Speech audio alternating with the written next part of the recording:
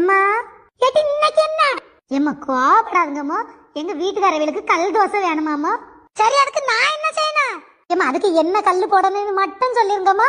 உன்னைய பெத்ததுக்கு ஒரு பெரிய கருங்கல்ல தூக்கி என் தலையில போடிட்டி.